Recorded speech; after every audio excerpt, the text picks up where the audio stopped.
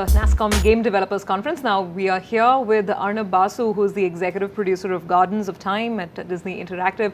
Arnab, thanks so much. It's good to be talking to you at the conference here. And there's a lot that's going on, and people are talking about mobile and new platforms, and what's the right business model, whether it's free to play or it's the other one. But your experience, and now that you're here and you're looking at India and the entire development scene here, what's the take? So thanks, it's great to be here as well. So I think there's a lot going on in the community of development here in India. What we're seeing in terms of the smartphone penetration and the old sort of world of consoles coming in is that you have an environment where developers can kind of pick and choose where they want to experiment with in terms of the medium of game development. And I think there's some platforms that are faster moving compared to others. But from a development perspective, I think, I'd like to think of it as a jungle gym. You want to make sure that you're learning the art of creating content irrespective of the platform, irrespective of the consumer. I think that, to me, gives a certain kind of depth in game development that folks here will sort of use to push that medium to a place where it hasn't even been, whether it's for the Indian context or for the global market. Okay, but given the multiplicity of platforms now, is it really possible to do an all-in-one kind of a game? Is that even possible? What kind of new challenges and opportunities does it throw up for a developer? There's a few products out there that are trying to go down the sort of trans-platform route, if you may. I think it's a tougher proposition because you have to make sure you have a certain bench depth in each of those verticals that you're trying to bring together. I think for someone starting out, it's probably better to go with the platform you think you have the most understanding of and then start there.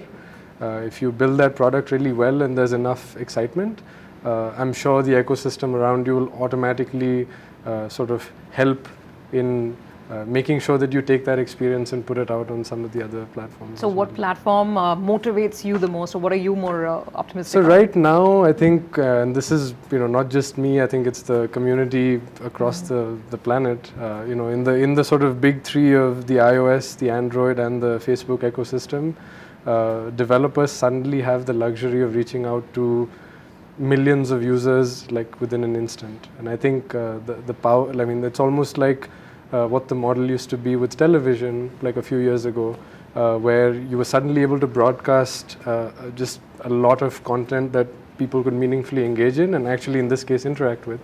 So I think that to me is the biggest draw, which is you can't just in the past you would come up with a product that maybe just 30 people played or 300 people played. I think in this case the stakes are much higher, and you need to make sure that when you deliver something it's world class enough and stands the test of time. Do you actually see mobile perhaps at some level sort of overtaking console gaming, the pure hardcore gaming arena, so to speak?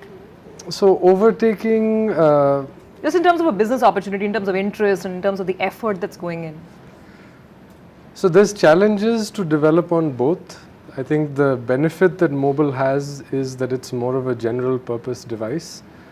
So you can hop onto a train and play a game for a few minutes and come back home and then spend more sort of engaged time with a game.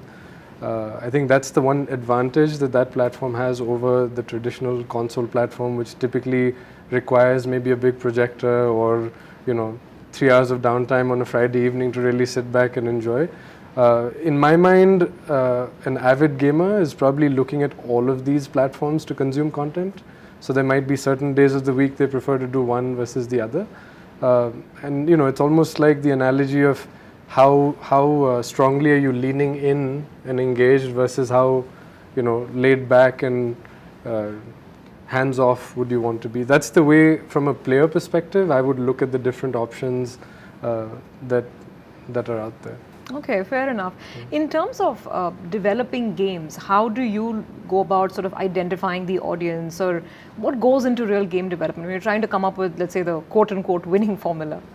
So in the environment where you have all the instrumentation to react very quickly to what players are doing and what they're liking or not liking, you end up sort of really changing the way you ask questions about your product, right? So you never really take anything for granted. You want to focus more on the whys as opposed to the hows and whats.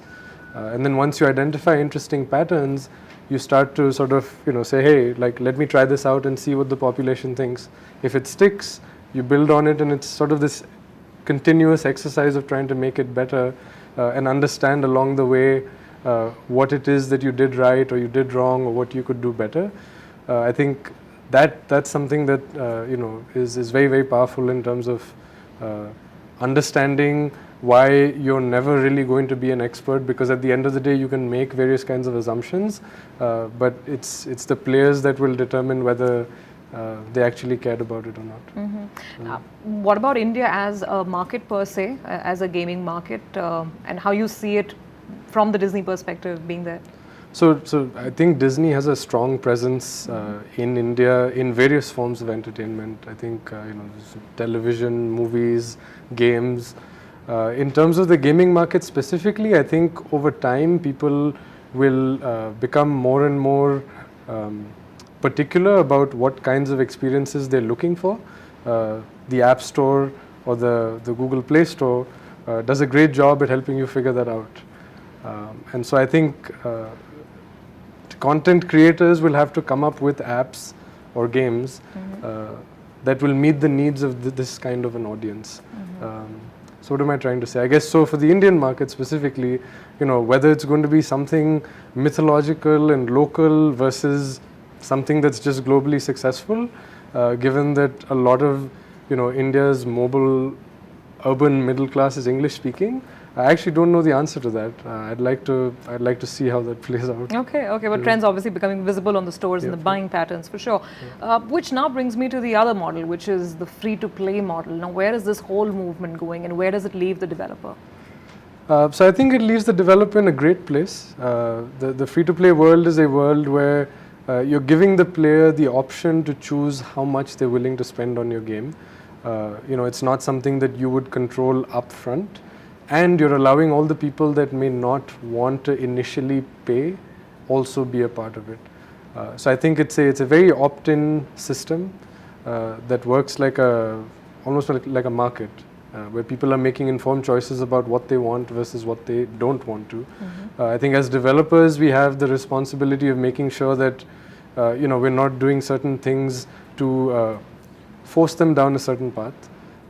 And then it allows us to make a more comprehensive experience where it's kind of like life. When you're going from one place to the other, you can optimize the road you take based on time or traffic or distance. And as a driver, if I know which one is most important to me, I can sort of make that choice then. So in the free-to-play world, I think players rule. They have the choice, and I think we're just purveyors of making sure that the content we provide to them is being happily consumed by them. Okay, and then there is the entire social, gaming scene, the social scene that's sort of playing itself out. What kind of opportunities and challenges does that throw up? So I think so social interactions have been a part of games for centuries. Most games you play in the household or in the neighborhood with kids, you require social interactions. There's components that you rely on your friends for. I think the challenge of taking some of those mechanics and applying them to the digital medium is the implicit assumption that those people are also playing the same experience in the way you might play as an individual. So we're figuring that out. I think even the platforms themselves that offer such social possibilities are looking at some of this data over time to find out what's the best way to leverage them. I think there's a delicate balance between, again, like you don't want to force a friend of yours to play because then he's probably going to call you up and say, hey, what's up? Like, I don't think I'm happy with this. But at the same time, if it's set up in a way that's meaningful, you might just find that same friend saying, hey, don't call me right now, I'm busy helping you out, Okay. And for someone who's been in game development for so long, what are your personal choices? What sort of games do you enjoy? What platforms are you most comfortable with? So I'll give the analogy of, if you're an avid filmmaker, when you look at movies, it's hard for you to separate just completely consuming those movies versus thinking about how those films are edited and what was the kind of shot composition and things like that. So it's the same way, like as developers, we tend to view what kinds of systems did the developer think of if it's another game or another platform. What's working really well in this? What are some of the things that we could take and extrapolate? So you're more a critique most of the time than an actual consumer or a player. Yeah. Okay. Anything specific that you've sort of got in mind for the next couple of months? The whole pipeline that would be shaping up now at Disney. So we have a lot of games going out on most of these platforms that I discussed. I think our plan is to continue to roll those products out over the next few months. We're getting ready for holiday season, which is a big busy time of the year in terms of keeping our players happy and engaged. So I think a lot of our time is going to be spent in making sure that that's in place. Which reminds me, 2 new consoles would be launched. I think one would just be launched. We're talking about the new PlayStation and of course the Xbox One. You see that bringing more people into the gaming market? I mean, is that something that excites you? I think a lot of those kinds of. So I was in the console space a few years ago. Speaking to that audience, I think you'll find a lot of people who already invested in that kind of gameplay, trying to upgrade. There might be a certain sort of interesting dynamic where, if you're in a household where you have someone who earlier wasn't a hardcore gamer, maybe they're interested in checking out what's shiny and new, and then as a result they convert. But how that plays out is left to see. I think people are still speculating on when it comes out and what are the sort of interesting titles that will be published on those platforms. All right, thank you so much for talking to us. Thank you. Thanks. Yeah.